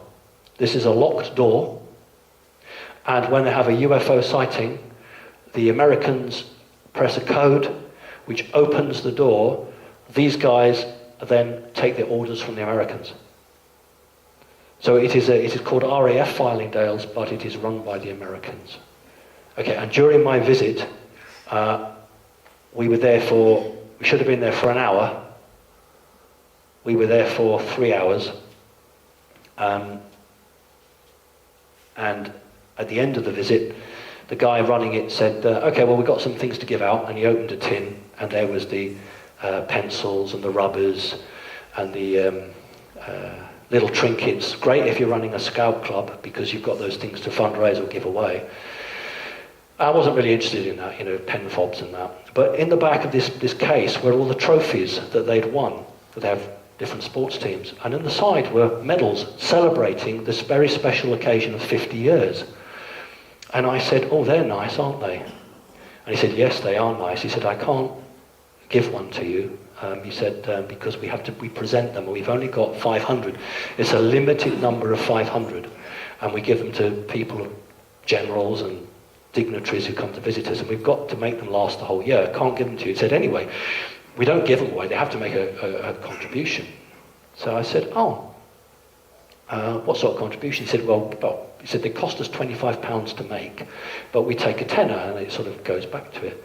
But they're very special. And I said to him, well, I was standing with two people. One was an ex-soldier and one was an ex-RAF. And I said to him, well, couldn't you present one to me? And these two guffawed, laughed. And the guy said, I don't see why not. So I haven't got any money, because I had to give everything at the guard, but my daughter, who's much more bright than I am, had hidden some money down a sock. So I said, got any money? He got a tenner. So he gave me £10, gave him the 10, and he said, the Americans insist I take your name. I said, you know my name? He said, yes, I know, but for officialdom. Gave him my name. He said, right, well, everyone has a number on this medal, and I have to write your name next to the medal number. You cannot sell this.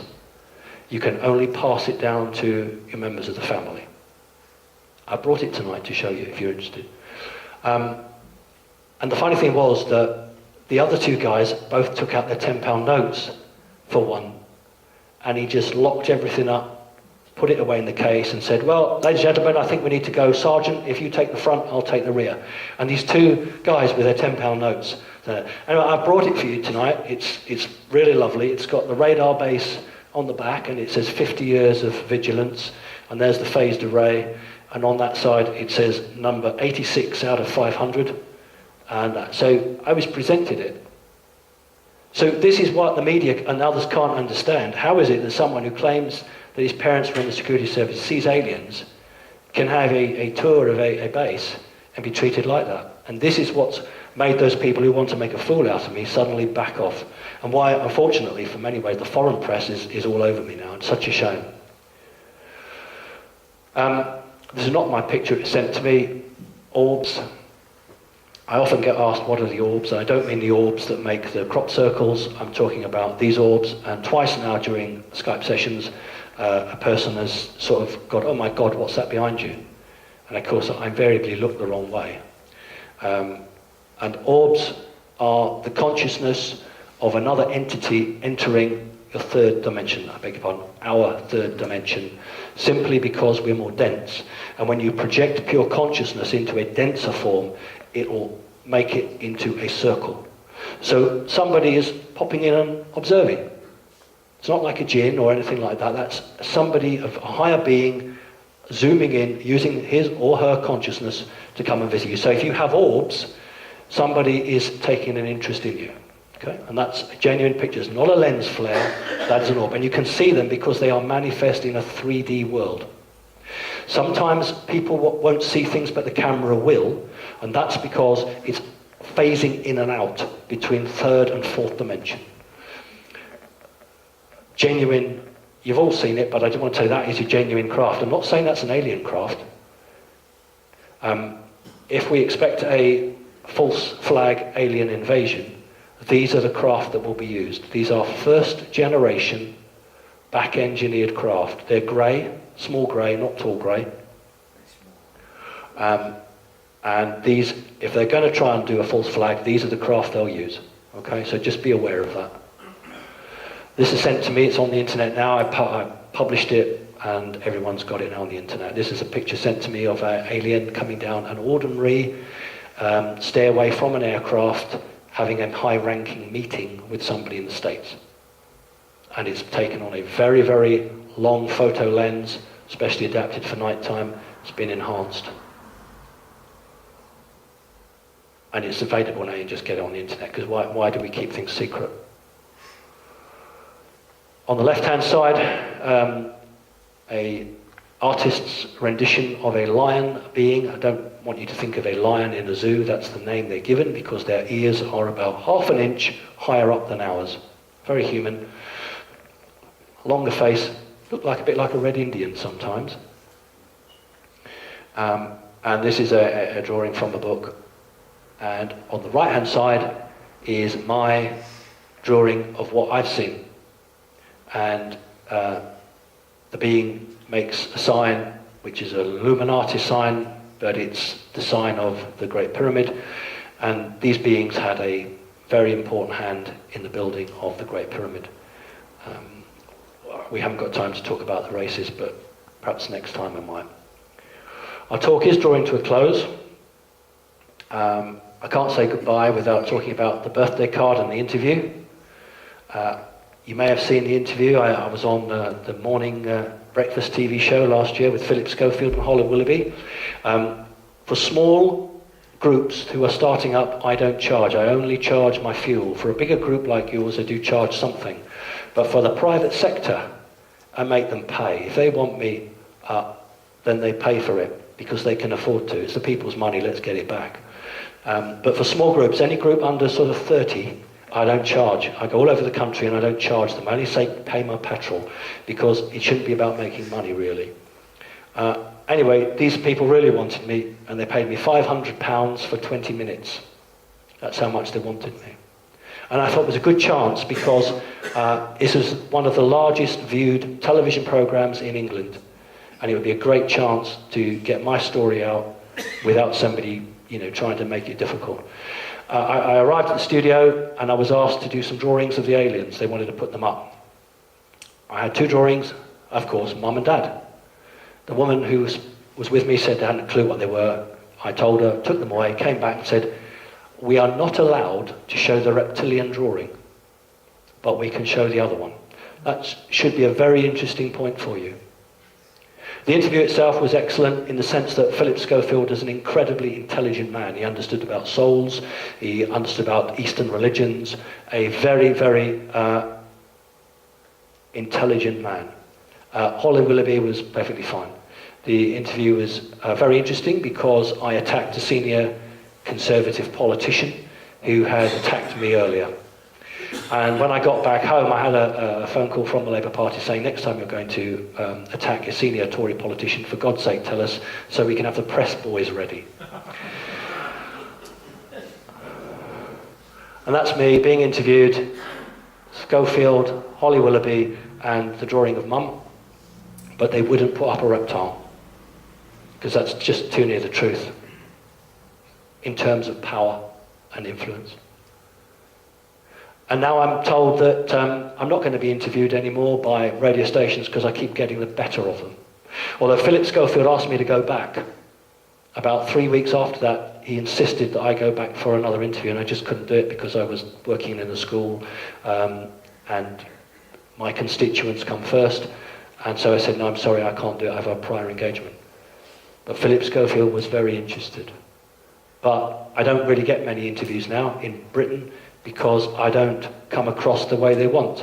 They want a raving madman. It doesn't work like that. So they can't handle it, so they don't want it. You're all familiar, hopefully, with the birthday card. I have brought it along for anyone who hasn't seen it. This is the birthday card that has my picture on it, although I have no memory of being on it. And whoever was sitting next to me has been airbrushed out and a big teddy bear put in there.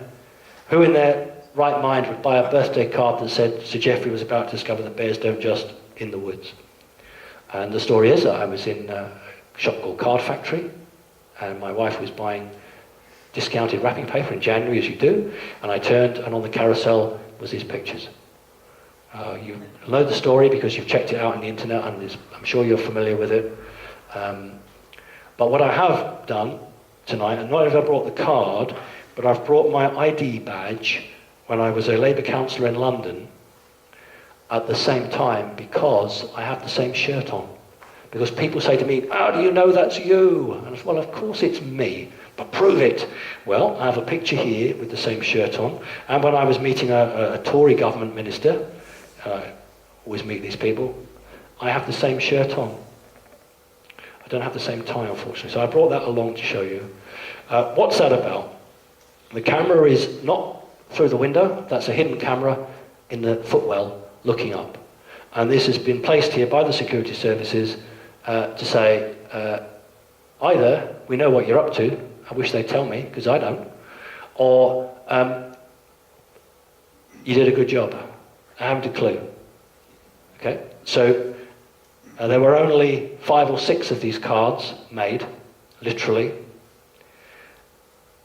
And the only store that they were distributed in was the store where I live.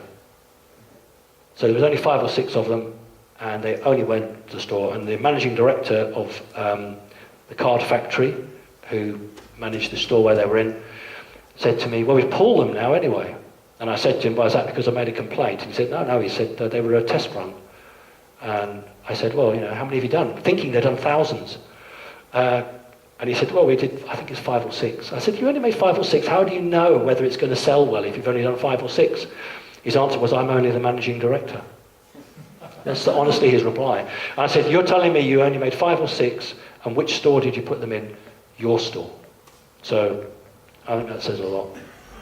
I went to the press because I thought, I want pressure on the company. The company who hold the copyright are in America. What a surprise. I contacted them, and they said to me that the name for this person in the card is not the same name as me.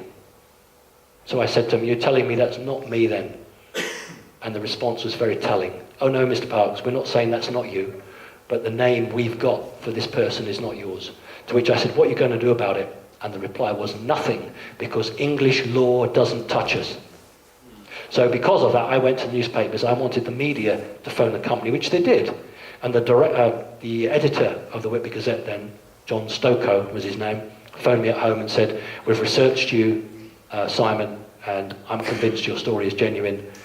I've been to the other side, and they are just saying no comment. Do you want me to make this national? Because he said, I can. We can make a big story out of this. And I said, no, because this is security service stuff. And he said, you might be right. And I just thought I'd end with a tall grey, because we don't really hear about tall greys very much. There's a tall grey, very nice creature, very happy. Some tall greys are horrible. This particular one was very nice. I ended up being upset because it just wanted to observe me. I felt like an animal in the zoo. It didn't want to come and show me anything or discuss anything with me. It's what the Americans call coupon day. He had got the coupon to come and see me and have a chat with me. So that's it. That's the end of it. So thank you very much indeed. If you've got any questions, I'm more than happy to take them. I'm happy, if it's a personal nature, to exchange emails. But if there's any general questions now, I'd be really delighted to take them. Hi. A lot of what's been coming up recently, I've been looking at, is the star Sirius and Orion's belt. What has that got to do with all this, the pyramids and everything? No. If you were fortunate enough to actually go not so much to the pyramid, but to some of the temples that contain the real burials of the pharaohs, you will find around that time, allegedly, lots of figures which Egyptologists claim to be men with masks on. From Sirius A, you will find beings that are portrayed with cat faces. Very, very prevalent with the building of the pyramids. What we would call the lion people, for want of a better word, originated from Orion, one of the Orion planets. Orion's very important, as is Sirius, because there's a very big star portal, stargate there. The race divided, and one group went to one of the Sirius planets, and we would refer to those as the cat people. But they have a name, and their proper name is Kilroti. Kilroti. The Kilroti, the ones that worked with the priesthood to organise and build the pyramids. I personally don't accept the pyramids are only 5,000 years old. Okay, as a geologist, I would say you're looking at between 15 and 20,000 years. So I hope that's of some help to you. I haven't gone into huge detail about it because we haven't got the time. If you've seen the Channel 4 documentary, then you know all about the cat people. And I'm quite happy at a later date to talk about it, but we're on questions. So thank you. Anybody else? Hi. Do you have any comment to make on animal mutilations?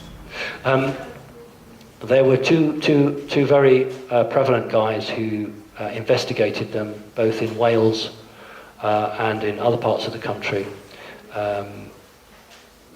And they have some very interesting pictures of cattle actually being lifted up. The only device that you could take an eye out or take a tongue out would be with a laser beam. Some of the greys have what you'd call Harry Potter style a wand, which is a self-defense weapon. In fact, from the Roswell crash, they collected, that's where your laser beams come from. And it is a laser that's used to cut them out.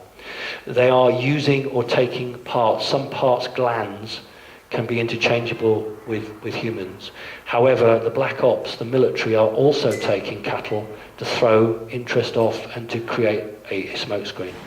It's a contentious issue, and a number of researchers who have gone down that road have found that they attract an awful lot of attention. Okay, thank you. Anybody else? Gentleman at the back. Hey. You mentioned the forthcoming false flag alien invasion. What purpose will that serve?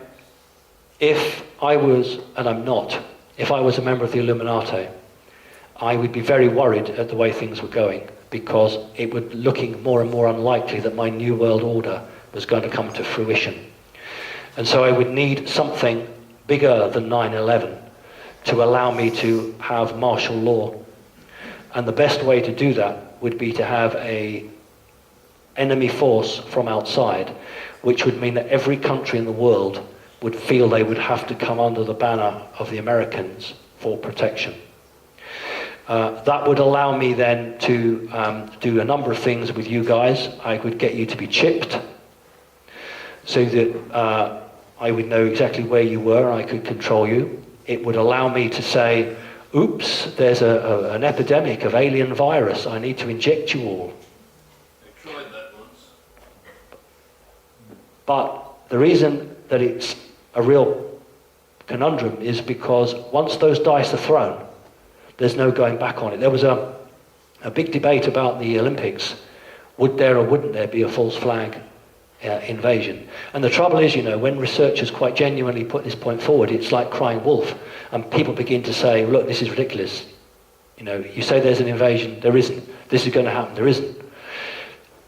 All I would say to you is that if you make enough noise and bring it to attention, they can't do it, because too many people have woken up to it.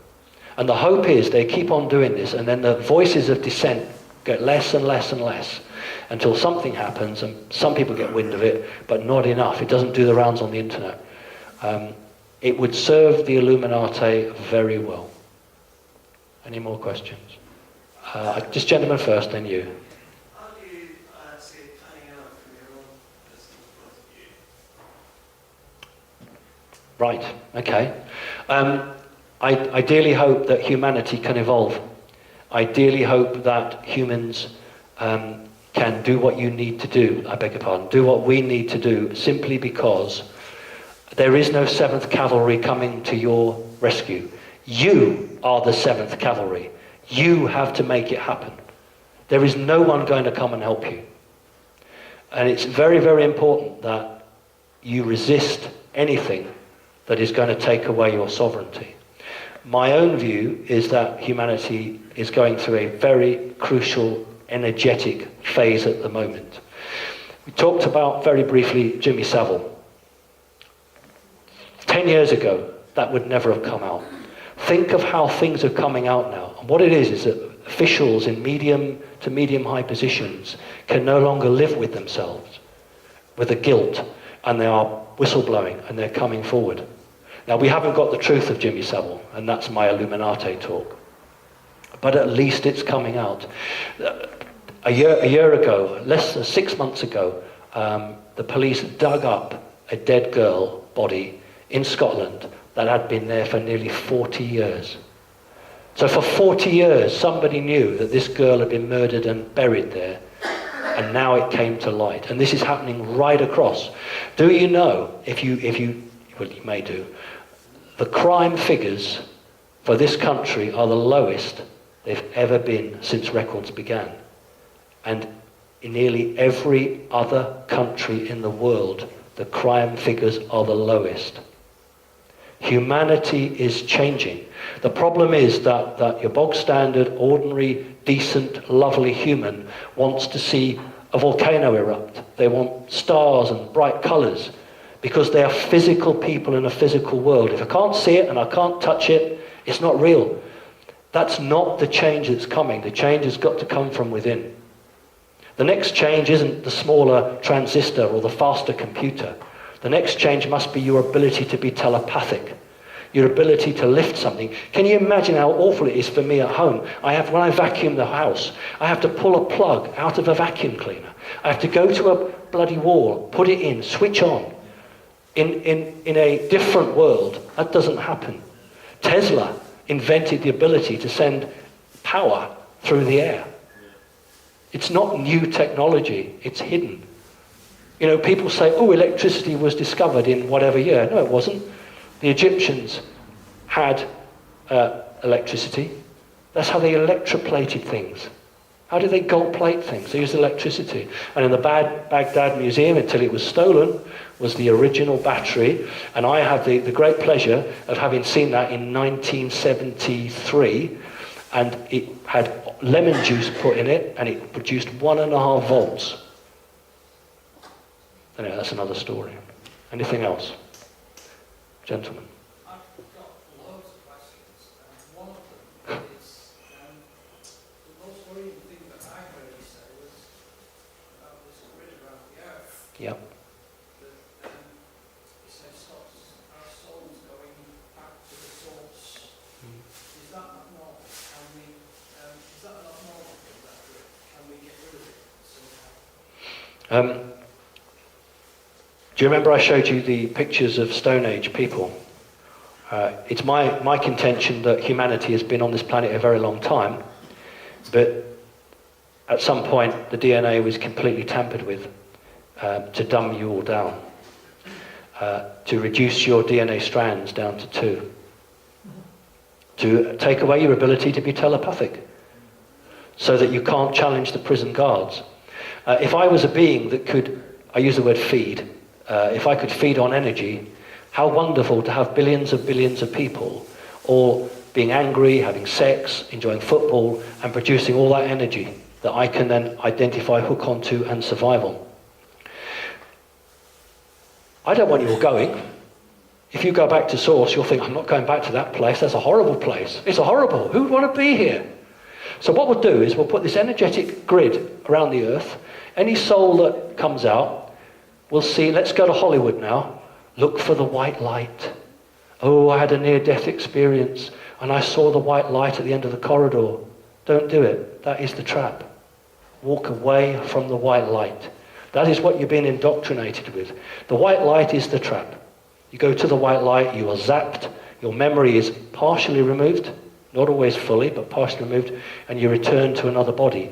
And, ooh, you've forgotten nearly everything, unless you're lucky enough to have a past life memory. What can you do about it? You have to evolve spiritually. You have to not accept the people who run the world as it stands, because they know the truth and they're doing very nicely on it. I don't know how long it will take, but it's an injustice on humanity. And really and truly, knowledge is power. And I think that you have just got to evolve to a point where you just say no. Imagine if everybody in Britain on Tuesday morning didn't go to the petrol station to fill up. Imagine if everybody didn't pay their taxes. You actually have the power. And the only reason that they have the power is because you give them the power. I'm not being rude. I'm not trying to preach to you. That's the reality of it. But if everybody was of one mindset and refused to do something, that would bring them to the negotiating table. How much time do we have for that? 2016 is the last point that they have to make a decision. 2016, they have a portal. They're not receiving any reinforcements, for want of a better word, at the moment. Okay, people will say the reptilians have all gone. No, they haven't, because if they'd all gone, you'd actually be a lot more freer than you are. But the timescale is 2016. Big changes by then. Would you say that this is basically a prison that we've been put Oh, absolutely. Yeah, this is a prison planet. It's known as a prison planet. for our previous crimes? No, not for your previous crimes. No, right. Particular reason? Right. That's a very, very incisive question. There are a number of people on this planet who most definitely belong in a prison. Now, don't make a joke about it. I'm talking about, as a proportion, we have more paedophiles, murderers than any other planet anywhere. There's a reason for that, because it is a dumping ground, just as Britain used Australia to put its convicts. So this planet is used as a dumping ground. And that's why there's such a huge jump between nice people and bad people. And you know what? You can walk into a doctor's surgery and you can look at the people and you think, I don't like him, I don't like him, ooh, don't like them. But you don't know why, but there's something inside you tells you that. Go with that. That's your natural reaction. You're a good person. It is a prison planet, but you have no right to be prisoners. You have the right to choose where you go. And unfortunately, these people are not allowing that. Any more questions? How do we wake everybody up? This is a good start. Remember at the beginning I said to you, this is the one piece of the jigsaw to add to others. I do my best. I tour the country. I give talks. In my own time, I receive people from all over the world who have been badly abused when they were children. And I do my best to put them back together again. And as I say, I do not pay for that. You just have to act in unison. You have to start being a little bit more, why? Why do you want me to do that? Why is that right? I tell you what really annoys me. YouTube, not YouTube, but on YouTube, somebody is being arrested falsely. What do people do? Get their camera out and film it. How disempowering is that? If I saw somebody being falsely arrested, I would drag the copper off him. I don't care. But what do they do? Because people are so controlled, they just film it. Oh, I'm going to film it and put it on YouTube. And while they're filming, they don't experience the thing they're filming. Well, well, exactly, they're not having to make the decision. Do I intervene or not? Now, if it's a genuine arrest and there's a reason for it, fine. But if someone's been beaten and that's inhuman, why film it? Get in there and stop it. If it was your own child, would you film it? This is the trouble with humanity. It is so well controlled. One more story. I know you desperately wanted to go, but one more story. It's the one I wanted to say earlier. Right. I was going to keep it for pro, but it'll do. control, how we are all controlled. Antiques Roadshow. Have you all seen Antiques Roadshow? You know what it is? Okay. It's the show where people pretend to be interested about the history of their object and really they just want to know how much it's worth. Right? So this was a few months ago, and this lady had some lovely dolls. Did anybody see the one where the woman had the dolls? Please say yes, somebody. Did you? Or are you just saying that to make me feel happy? Yeah, there was one with Noddy. Right. I don't remember Noddy, but I think they were just saying that to be nice to me. This woman had some very, very expensive dolls. And as always, there's a group of onlookers. So the man starts talking about the history of the doll, and you know, the person's going, yeah, get to the point, what are they worth? But you can't be rude. So she doesn't say that, but you know that's going through her mind. Anyway, one doll's worth 500, one doll's worth 600. They always leave the best one till last. Best one meaning best in terms of money. So we got to the last doll, and the guy says, have you got any idea how much it's worth? And she genuinely says, no, I haven't, I don't know. So he said, well, if it was to be sold at auction in the right place, this doll would sell between £15,000 and £20,000.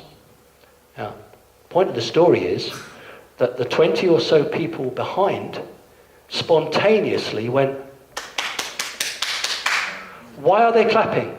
Did they clap a doctor that saved somebody's life? Did they clap a nurse who saved someone's life? What about the guy who's a wheelie bin and you think, oh God, I've forgotten Mrs. Brown 50 houses down, I'll go back and do that. Did anybody clap? No.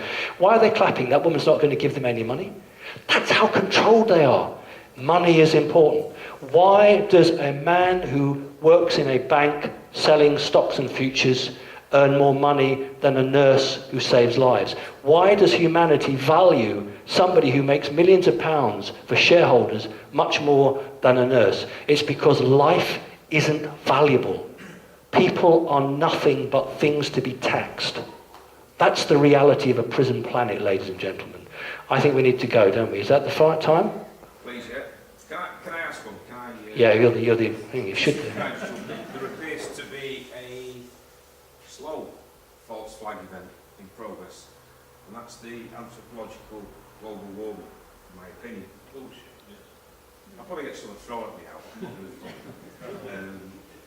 I think they've run out of good quality terrorists, so they have the nice slow event, which is taking our time, it's taking up air time, it's taking our money. So that's my opinion. I won't be telling anybody anymore, but this is what I think. I'm going to do a little talk on this. Okay. In the future, So it's not a question, it's just a statement, right? It's fine, okay. I don't want to cause you any aggro. Yeah. I don't necessarily agree with that, but that's fine. Yeah. Listen, I just want to say thank you ever so much. You are a great bunch of people. You are very knowledgeable. What you're doing is right. Please learn, please study. Only believe yourselves. Think and ask yourself what is the right way to go. You are sovereign, you are yourselves, and it's very important that you keep that strength. Whatever happens in the future, believe your own truth. Thank you very much indeed.